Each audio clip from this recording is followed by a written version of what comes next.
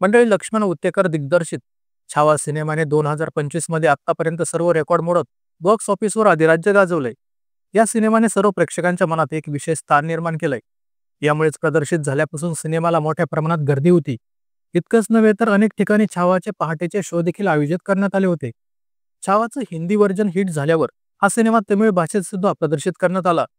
सध्या या सिनेमाने केवळ भारतात 600 कोटींहून अधिक गल्ला जमवलाय.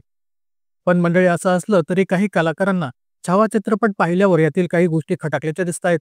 याशिवाय शिर्केंच्या वंशजांनी देखील या सिनेमावर आक्षेप घेतला होता.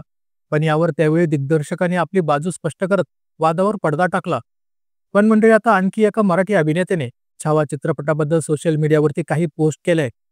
हा मराठी अभिनेता म्हणजे अस्ताद काळे. अभिनेता अस्तादने स्वतः छावा या चित्रपटात सुद्धा काम केलंय. त्याने छावामध्ये सूर्या ही भूमिका साकारली होती. छावा सिनेमा प्रदर्शित झाल्यानंतर जवळपास 2 महिन्यांनी अभिनेता अस्तादने फेसबुकवरती पोस्ट करत छावा सिनेमातील काही खटकलेले मुद्दे उपस्थित केले. त्याने एकूण 5 पोस्ट केले. या पोस्टमध्ये अस्तादने म्हटलंय की हा कुठला इतिहास आहे. महाराणी सोयराबाई सरकारांनी छत्रपती संभाजी महाराजांविरुद्ध औरंगजेबाच्या मुलाला पत्र पाठवलं होतं. काय पुरावे आहे त्याचे? मी आता खरं बोलणार आहेत. छावा वाईट फिल्म आहेत. फिल्म म्हणून वाईट आहेत.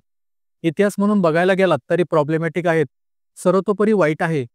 औरंगजेबाचं वय आणि आजारपण बघता तो या वेगाने चालू शकेल? सोयराबाई राणी सरकारांचा अंत्यसंस्कार एका नदीकाठी? असं नाही व्हायचं हो.